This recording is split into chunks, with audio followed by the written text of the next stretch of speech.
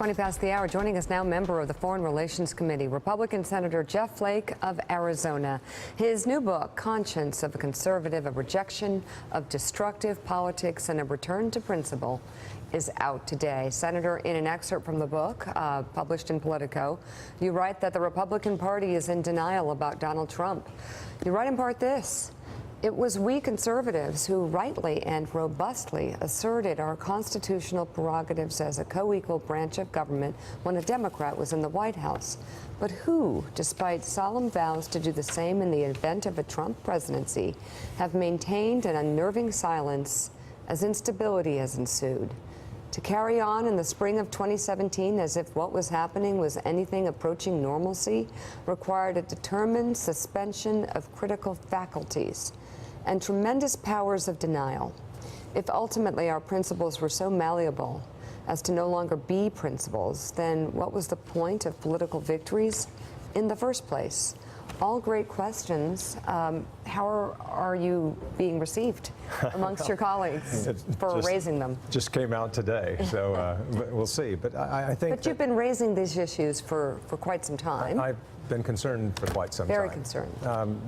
In the book we talk about being a conservative, what it really means, and it means a lot on policy.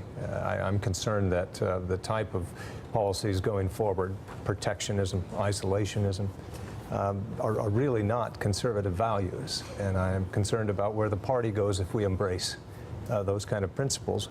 But also, being a conservative means something in terms of demeanor and comportment. A conservative is nothing if, particularly in foreign policy, if he's not measured and sober and predictable.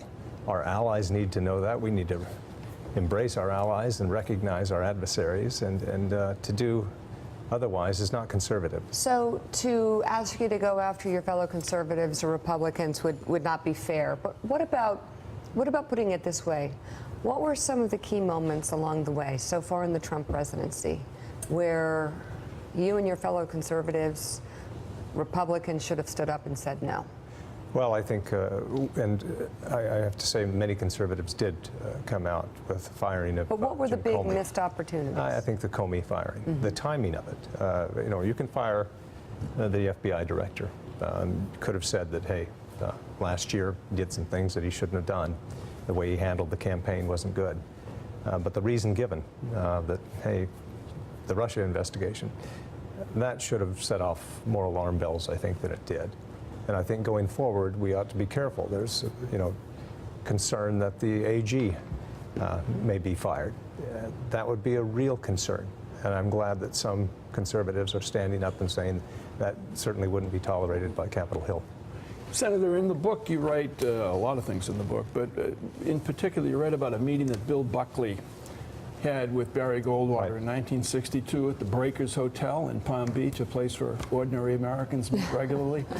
And Goldwater was not concerned so much with running against Lyndon Johnson or Nelson Rockefeller in a primary, but he was really concerned about the damage the John Birch Society was doing to the cause of conservatism within the Republican Party. So my question to you is, what's your level of concern about what the Freedom Caucus is doing to the image of conservatism and the Republican Party, given the fact that they cheered on, loved apparently, a health care bill that would throw more than 22 million Americans off of health care?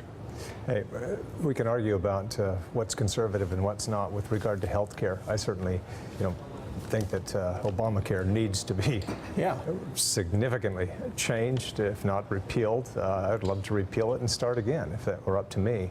About 200,000 Arizonans will wake up this morning without health care. They will have paid the fine, but they can't afford the coverage, can't afford a policy.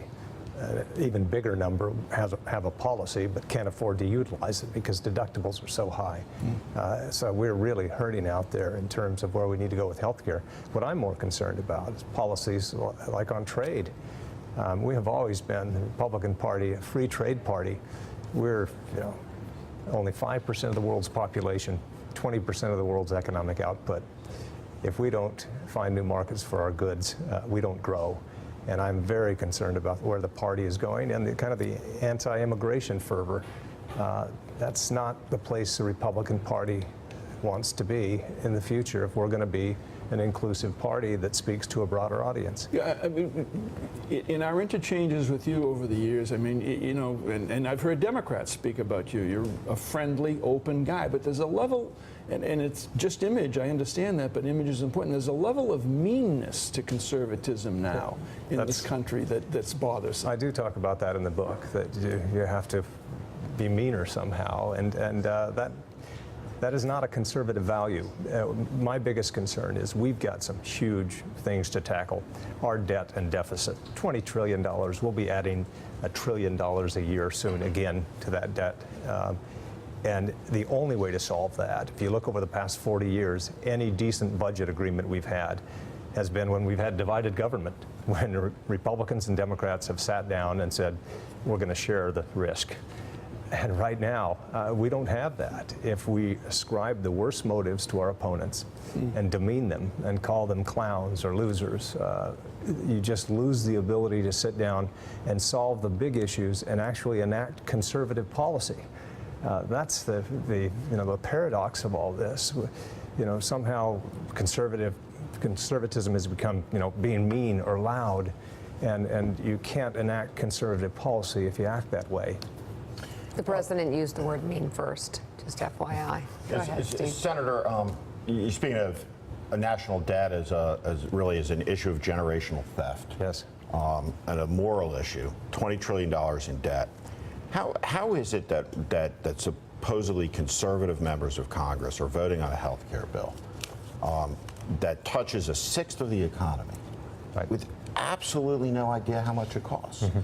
To me, that's not conservative, it's utterly radical. And I wonder how the conservative movement has been hijacked by radicals who claim the mantle of conservatism. And specifically, when we think about the John Birch Society in the 60s, what is their equivalent today? Is it the conservative entertainment complex that we see on talk radio, on some TV networks? Is it something different? What's the most pernicious threat to conservatism, and why is it that we've seemingly abdicated any sense of principle with regard to spending? Yeah, that's a very good point. Conservatives are nothing if they're not concerned about the debt and the deficit. Limited government is the kind of the organizing principle around conservatism. You mentioned back, and Mike mentioned at the time, that Bill Buckley got together with Barry Goldwater and kind of excommunicated the John Birchers from the party. That was because they were called, I think the words that Goldwater used were the emblem of irresponsibility. And I think to be conservative can't be to embrace conspiracy theories or to talk about alternative facts. There are truths that are self-evident, and we have to, as a country, agree on certain things. If we don't, we're going to have a hard time moving ahead and solving the problems Hard that we times need. ahead. So just to be clear, no, Senator McCain voted against. Right. You guys are great Arizonans. He voted against the bill because he said he didn't have confidence it would go to conference, right, and that things would come back, and hopefully we get there. But it's just a quick answer here. One, if he fires Mueller, is that a catalyst to move forward with impeachment? I wouldn't want to say what it's catalyst for, but we can't stand for that. I don't think Congress will if that happens. You talked about the disposition and his demeanor comportment. Would you argue, one could argue, is that really the bigger issue here? Because at least if you got to debating issues and policies in a serious, substantive way, a lot of what you're talking about would come out. Is it that you can't get to that because he has so much personal negative facade and veneer around him, or the presidency? And it's not just him. I point out in the book, this is not just a problem of this presidency. This was a long time in coming. I was entered to Congress in 2001. I came there after running the Goldwater Institute during the 1990s, while Mike Pence was running the Indiana Policy Review. We came to Washington at the same time in 2001, and Mike joked with me on the floor once. He said, I feel like we're Minutemen called to the battlefront, and now we're told that the revolution is over, and now we're going to be talking about things like a prescription drug benefit or No Child Left Behind instead of the big battles of ideas that Republicans used to engage in. But we became a coarser party during that time. the you lie, standing up Right. during the thing with few Republicans willing to stand up and say, that's wrong, that's out of line. I think whether it's a Republican or a Democrat doing that, we ought to stand up and say some things should be out of bounds, and I think we're losing some of that. So Elise Jordan has a question for you. Elise. Senator Flake, you talk about just how important it is to actually have principles when it comes to foreign policy, and some of the damage that Donald Trump has done to our foreign policy. I'm curious, how confident are you in this administration's strategy when it comes to North Korea? Well, I have tremendous confidence in General Mattis, and Rex Tillerson is a great guy. I do think the president has picked a good cabinet and surrounded himself with good people. He's done some good things, I think. Supreme Court justice is good, some good federal judges. So I am on board with some of what the president has done.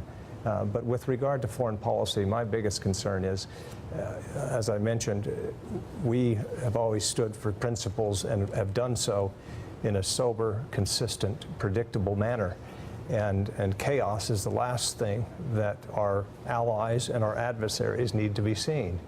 And I'm afraid they're seeing too much of that. And our respect for international institutions that we had a hand in or were the major part in building, like NATO, the World Trade Organization. These kind of things I think that we need to respect and utilize to hold our place in the world. And I wonder about our standing around the world now. Do you think the new Chief of Staff, Kelly, can maybe help rein in some of this chaos? I do. I'm glad he's there. I think there's a lot of respect for him on Capitol Hill. I like the start that he has, and so I'm very hopeful that that will help. Okay. The book is Conscience of a Conservative, out today. Senator Jeff Flake, thank you very much for being on the show this morning. Thanks for checking out MSNBC on YouTube, and make sure you subscribe to stay up to date on the day's biggest stories. And you can click on any of the videos around us to watch more from Morning Joe and MSNBC. Thanks so much for watching.